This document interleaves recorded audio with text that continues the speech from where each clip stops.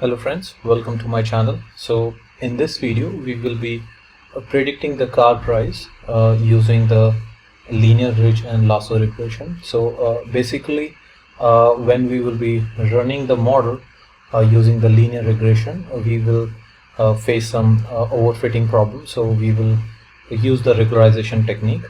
So basically there is another video where I explained the regularization, so please watch that video before watching this video, so that will help you to make your concept much clear.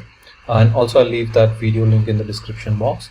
So once we will face the overfitting problem while running the linear model, so that can be solved when we'll use the ridge and lasso regression. So we will run all three models on the same data set, and we will see how we will fix the overfitting problem, and we will go through different metrics. So that all thing we will cover in this video. So one important disclaimer is that don't just watch this video, so please write the code along with while watching this video. So basically that will help you to get comfortable with the code. So pause the video, write the code by yourself, so that way you'll understand that how the whole flow of the model creation, model evaluation works. So please watch multiple times to get a good understanding of that. And this is a pretty interesting project, so you can include that in your resume also, that and then add as an advanced regression, because this is an advanced regression problem. So this will help you to add a very interesting project in your resume, and also like you can deploy that in your GitHub repository. So please go through this multiple times to get comfortable with that. And so let's get started.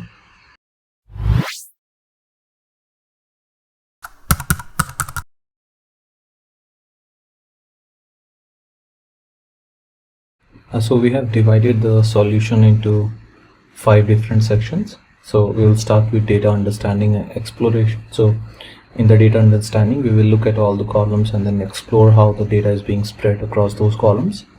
Then we'll go for data cleaning. So what we do is we look at all the columns and see if there is any null values, and also we'll see whether we need to clean up any of the column if some column are not required. And then we'll go for data preparation. So what we do in this is we will check whether we need to scale the data based on different column value spread, and also if and then we will split the data into train and test. And then we will go for model building. In this model building, we'll explore linear, ridge and lasso models, and then we'll go for model evaluation. In that we will look at different metrics. So let's start with the model understanding and exploration. We will import all the important libraries. So we'll import the NumPy, pandas, and then for the data exploration, we will look for the matplot and the seaborn for visualizing the data, and then we will import the linear model from the scikit-learn, linear regression, ridge and lasso, and then we'll do for grid search. So that I'll explain what is grid search. And then for different metrics, we'll have mean squared and R2 score. And then we are just suppressing the warning if there is any. So let's start with reading the data. So I'm using the Google Colab for this, and I have already uploaded the file car price CSV in this current session. So make sure when you're uploading this file, your sessions should be active. If it is reactive, you need to re-upload it again, or you can just upload that on the drive and then read it from your drive.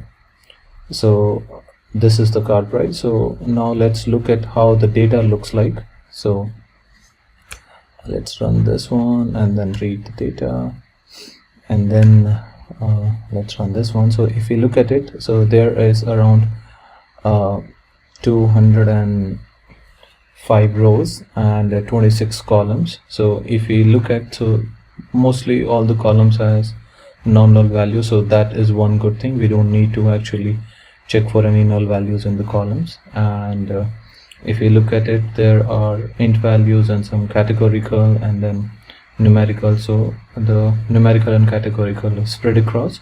So as we know, the models actually can only read the numerical, so we need to convert this categorical into numerical. So that we'll do later in the in the collab. So so there are around 8 float type and 8 int type and 10 categorical. So that's the way you can understand the data. So let's look at the data as well. So if you look at the data, so there is a car ID, so seems like this shouldn't be required. We need to drop this. Symboling, let's see, this seems to be a categorical, but this is an int value, so it seems like we need to change this. And then car name, and seems to be have some redundant values of OD, so we need to do some cleanup in this column. And then fuel type, and then so these are categorical, we need to change to the numerical. And then other looks fine, numerical values. And then if we look at it, the values are being spread, like if this is 9 and this is 5000, so seems like we need to scale the data as well. So this gives some understanding of how the data looks like, so it's better to explore it. So now let's look at the data dictionary, how it looks like. So let's first check the symboling piece. So let's see how this value is being spread. So as I mentioned, this seems to be a categorical value, so because it's the value is spread between 3 to -2, and -2 seems to be least risky and +3 seems to be most risky. So most of the cars have 0, 1 and 2, and very less -2 and -1 and 3. And so let's look at other values as well. So there is aspiration, so it's basically an internal combustion engine property. So let's see how the value counts is being spread. So 168, so seems to be a good number of the standard combustion. So and then let's look other values. So drive wheel, so it's good to explore the data of each column, what are the different values, how the values are being spread. So if you look at it, like drive wheel, forward wheel 120, and then rear wheel 76, four-wheel drive, so very less vehicles on for four-wheel drive. So and then if we plot the data for different numerical values, so wheelbase, so it says the peak is around like 90, so most of the wheelbase is around like 90. And then if we look at the cubic weight, so cubic weight is spread across like 2500 cubic weight. And then if we explore the stroke, so it is also spread across like 3.5. so it's good to explore all the different columns, how the values is being spread. So it gives you some pretty good understanding, like if there is an outlier. So if you will see there seems to be spread across in this region, and this is spread across in this region. And for the compression ratio, this is mostly here, but we have another spike over here. And if you look at the car price, that is our predictor. So car price is pretty much like spread across, this is this value, but it's going all the way over here, little spike, and there are some outliers here over here. But mostly the value is spread across in this region. So that is all about the data understanding. And then let's explore the data also. So in order to explore the data, we need to actually first look at it, whether there is a linear relationship between the price, our target variable, and the other variables, because we know like all these, the linear models and ridge, all these are linear models. So they need to have a linear relationship between the variables. If there is no linear relationship, we cannot run this model. So that's a important point. So let's look up the relationship between these. So we will look for float and the int. So we will pull all those numeric values using the select types. So this is the data frame method, select type, and we can just call like we need only the float and the int, and then store that in the variable car numeric. And then let's look at the car numerical. Well, and these two shouldn't be required. First of all, this we will convert to categorical. This car ID is not useful, so we need to look for rest of the column. So let's drop these variable. So we'll drop these two variables from the car numeric variable, these two columns from car numeric variable, and access equals to 1 for dropping the column. And then we'll look at the head here.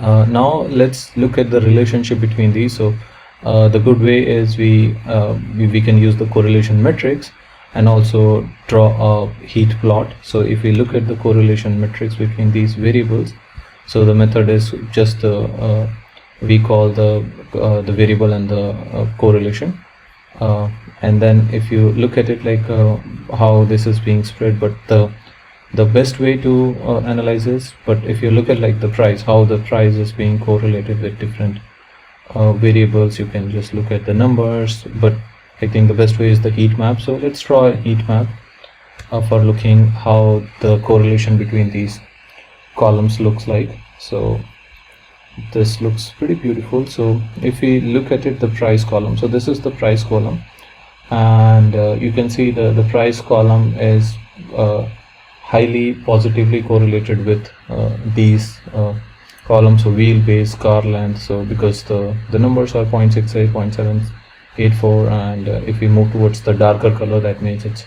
more correlated, and it's negatively related to the city map and also the highway mileage, so because it's at the lighter version of the color.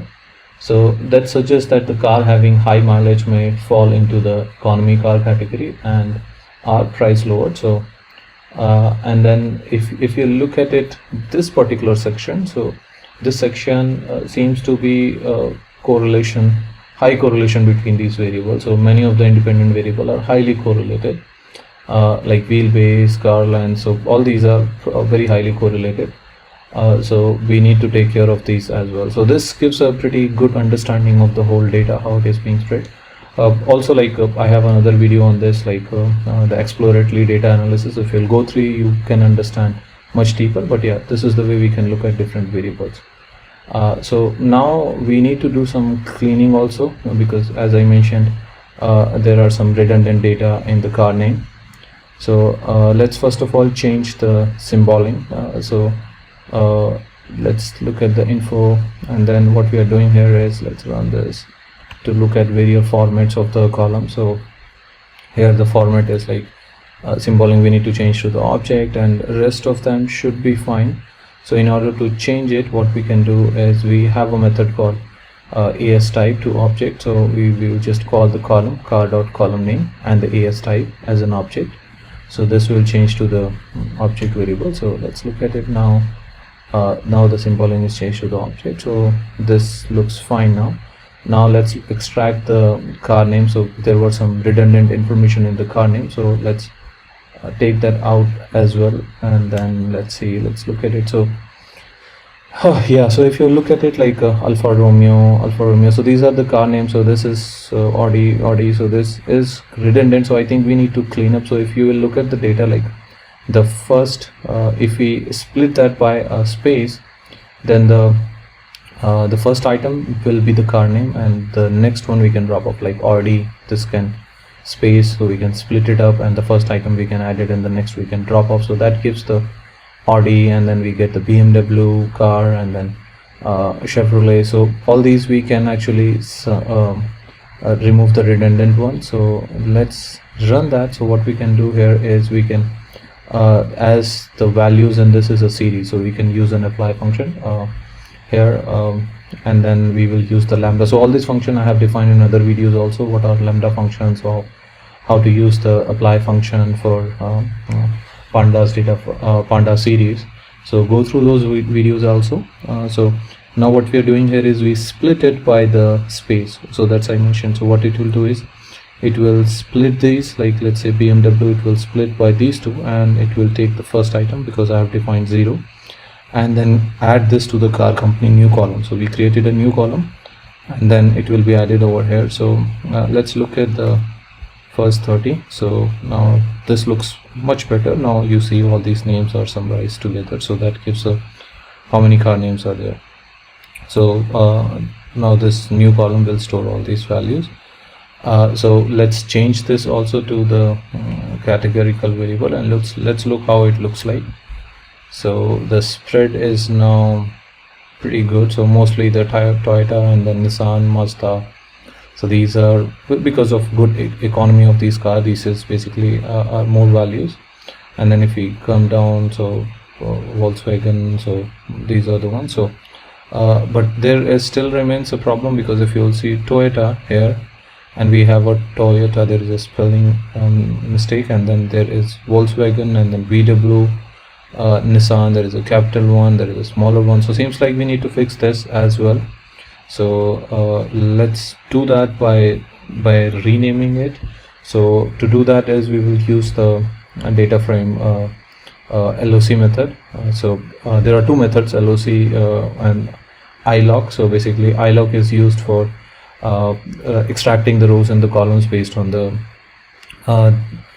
numbers, but the lock we can give the conditions. So I could go through the data frame, my data frame video as well. It has how these methods are being used and the proper syntax. So what we are doing here, if the car name is equals to VW and the car name is equals to Volkswagen, so what we are doing here, we are changing it to the column to this. So this, the before the comma is used to extract the rows, and then after that it says the column. So what it is saying is extract the rows where there's this VW and the Volkswagen for this particular column, and then change the value to Volkswagen. So this way we can update the Volkswagen. Same for Porsche, Porsche. So extract the values where the car company is equal to Porsche. So this is the rows, extract all the rows, and for this specific column and changes to Porsche. Same for Toyota, same for Nissan, same for Mazda. So this will update all the rows. So now let's look at the car company again.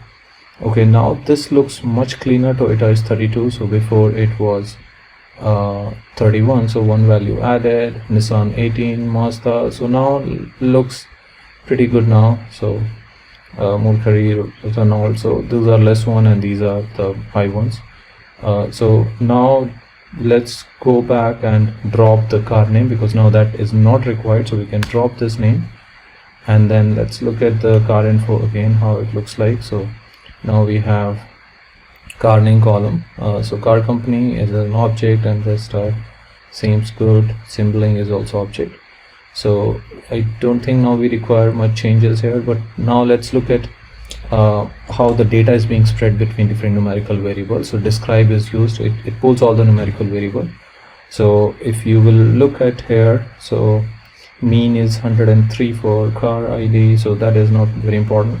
Wheelbase 6 and car length 12, and then there is another jump of like 520. So if we look at the 50 values, 50% values, so 97, 150, and then 214. So values are being spread across. Somewhere it's in 2000 ranges, somewhere it's in 3 ranges, single digit, double digit, 4 digits. So that means we need to scale the data. That explains to bring all in one scale. Let's look how many values we need to scale it. So all the numerical variables should be scaled. So this one, all these ones should be scaled. So let's go to the third step for data preparation for scaling this. So before that, let's first of all split the data into X and Y columns. So in X we are using the data frame LOC method. So this is the row, so pull all the rows and then pull only these columns. So all these are numerical columns. We have another way to pull that is, as I explained above, is using include method. Yes, it should be somewhere over here, d type. Yes, no, over here. Okay, maybe somewhere. Okay, I think we missed it somewhere. But yeah, there is a select d type method also. So in that, what you can do is you can just define. Yeah, here it is. D types include equals to object. So we can define that the similar way to pull the float and the int values as well. So here, but I just added the name and the price. So we split that into X and Y.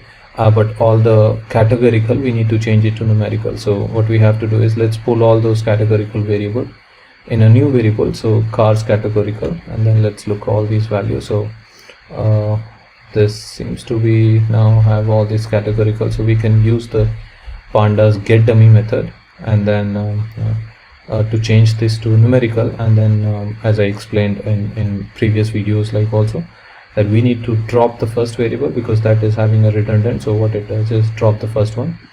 So now let's get dummies and drop the first one. So now all these are changed into numerical, and then we need to drop the columns also where these value exist, because now we have all these numerical and we need to merge this also.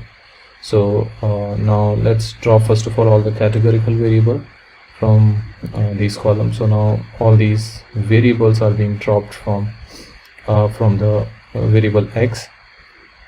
And then what we will do is we will combine these x and the car dummies. So this is car dummies. So now combine these to create one data frame that has all the numerical variable. So now, as I explained, we need to scale this. So we will be using the sklearn scale for this, and then we'll be scaling the x. So we will pull all the columns and then pandas.if data frame and scale x. So it will scale all the values. So now let's look at all the columns first of all.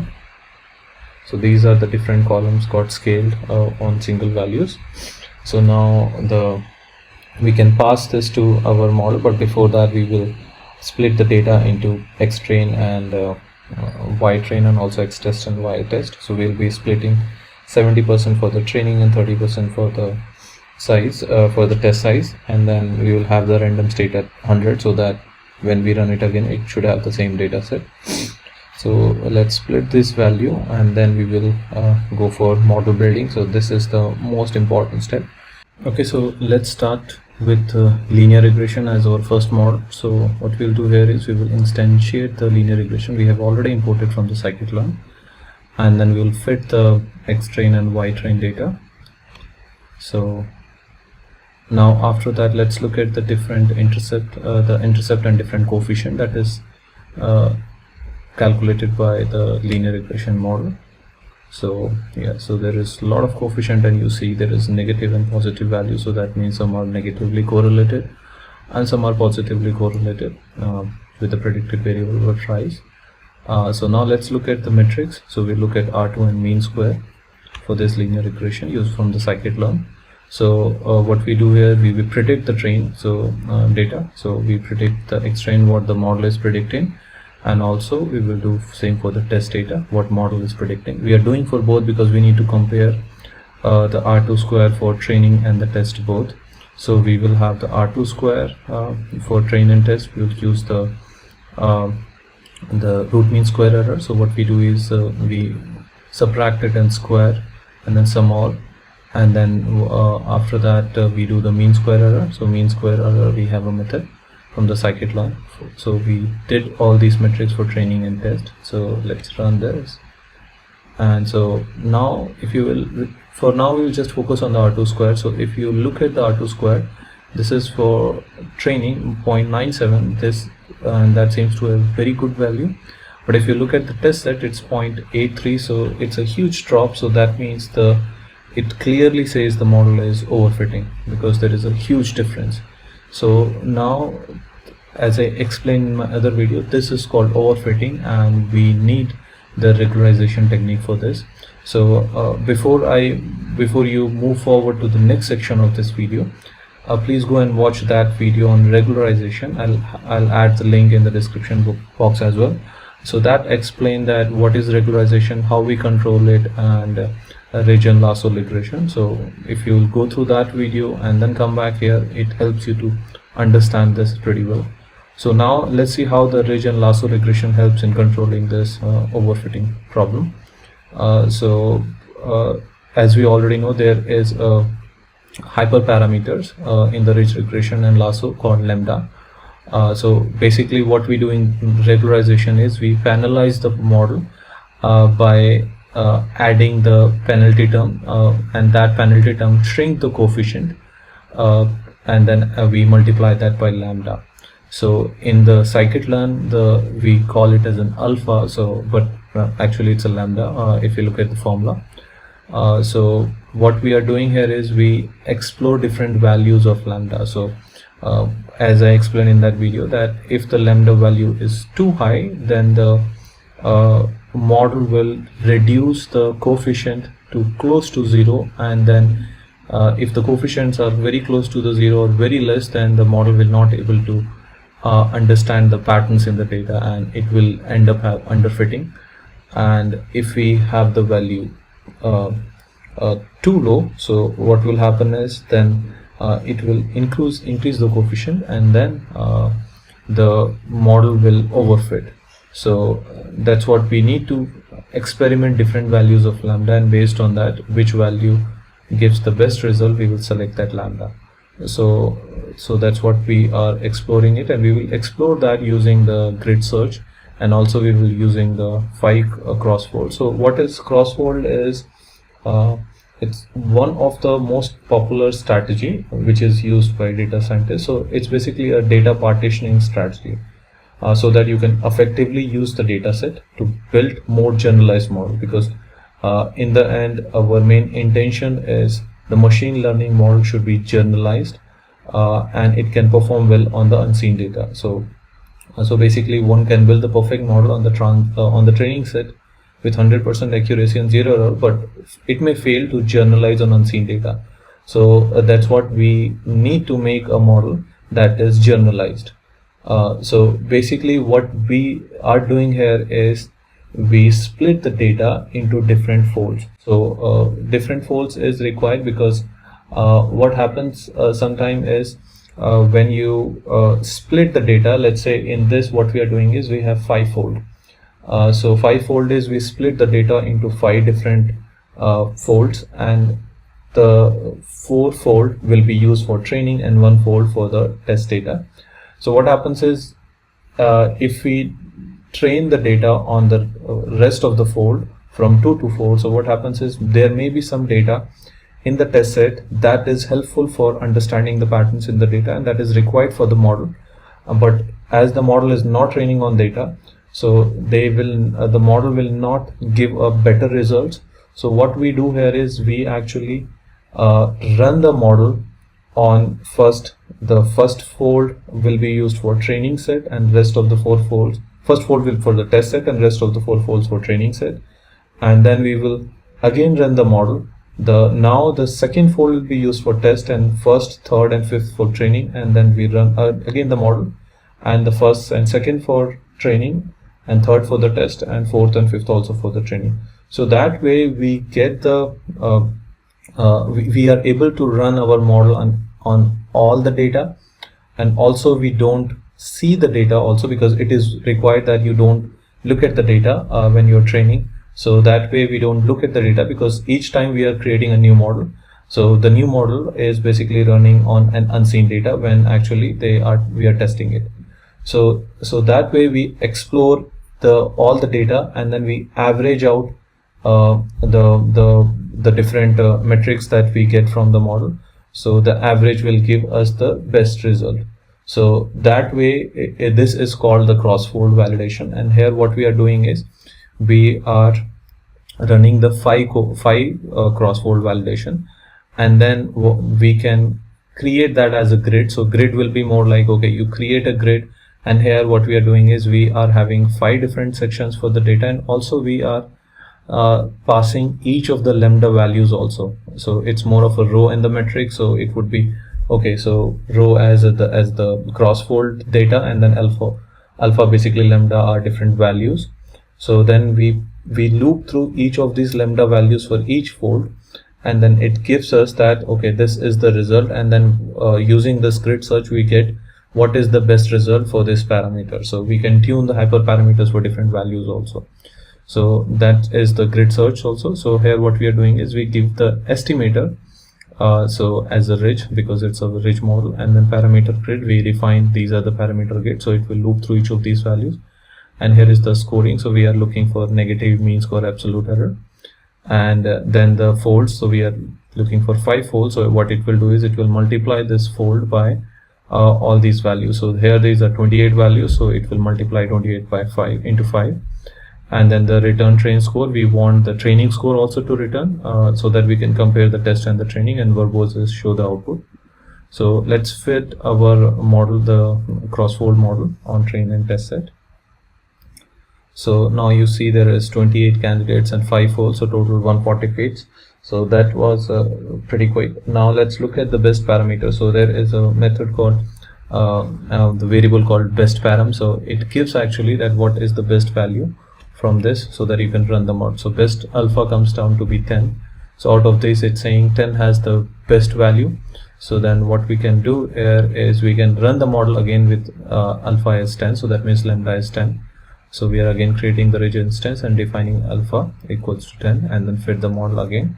And then let's look at the coefficient. So these are the different coefficient values here after running the model. And let's look at the different metrics. So what we'll do is, again, we will predict the training data from the test data, and also we will predict the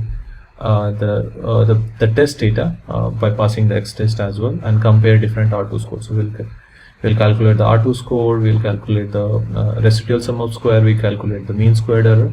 Similarly, we calculate it for linear model, and then what we do here is we compare the different values. So now we will just focus also here for R2 square. So now if you will see here is it's 0.97 the training R2 square. It's a little bit dropped because it was 0.97 for linear model, but if you will see the test score is drastically improved. It was 0.83 for linear model, but here it's 0.92.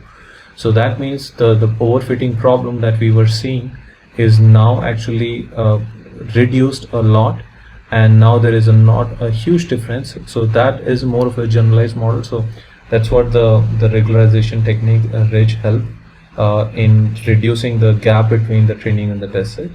So so now we can go through the lasso as well. So the difference between ridge and lasso is lasso actually so ridge try to bring down the coefficient close to 0, but lasso actually make them 0 as well. If some of the coefficient lasso analyze like it should be, it is not required, so lasso make them to 0. So that's the main difference.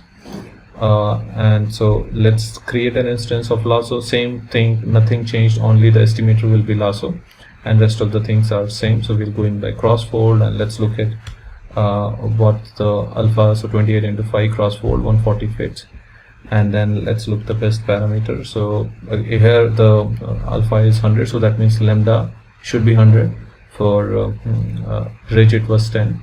So now let's run with 100 again. So now we are running the model on lasso with lambda 100, and let's look at the different coefficient here.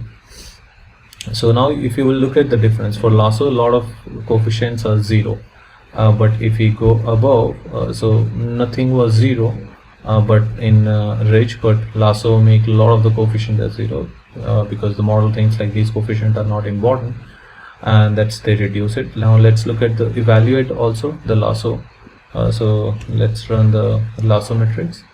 So same, the R2 square, root mean square, and the mean square error, but let's look at the R2 square for test and train. So if we look at the numbers, so the training accuracy is little less compared to the ridge. For ridge it was 0.95 and here is 0.94, and also the test accuracy is 0.91. So what indicates here is that some of the coefficient that is dropped by the lasso was important, but lasso dropped it, and as those were not dropped in ridge, and that's what the accuracy was little higher compared to this. So that means dropping the variables was not a good idea, so we need to keep those variables.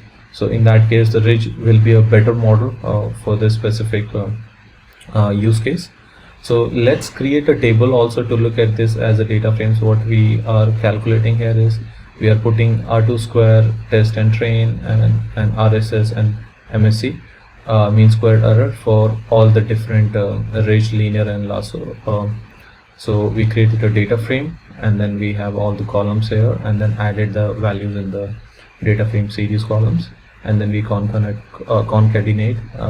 Yeah, so let's look at the metrics here. So R2 square is 9.7 here for the linear regression, ridge 9.8. So we already went through this, but yeah, added that in the data frame. But let's absorb the coefficient, that is important. So what we are doing is we'll pulling all the columns from the X, and then what we do is we add all those coefficients from different models in this. So now let's look at how the values looks like.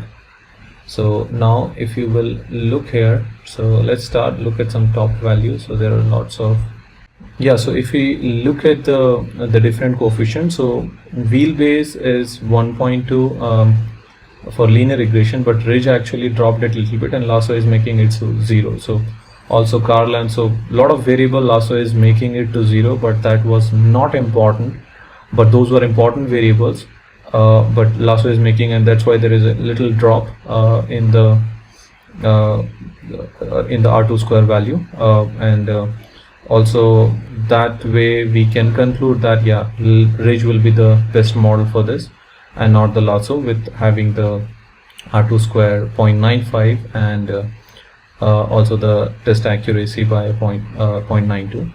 So this conclude this whole project, and so to summarize, actually what we have learned in this is we went through the data understanding and exploration, and then we went through the data cleaning, where we cleaned a lot of columns, and then we went through the data preparation, we scaled the data, we split the data, and then we went for the model building, where we went for linear regression, and then we observed that there is overfitting.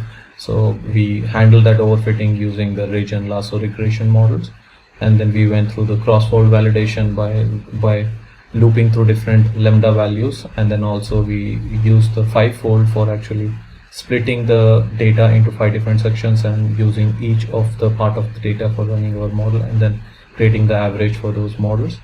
And then we went through a different coefficient values of each of these models, and in the finalized we concluded that ridge regression is the best model for this data, and it gives the best result.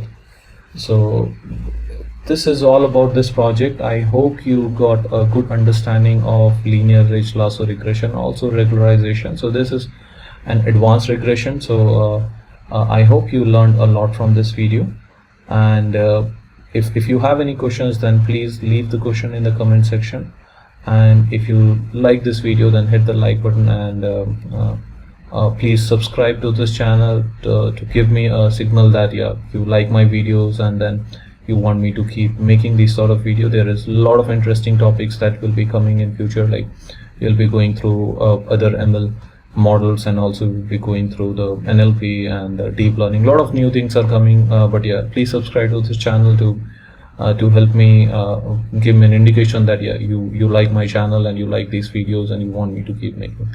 And thanks for watching this video.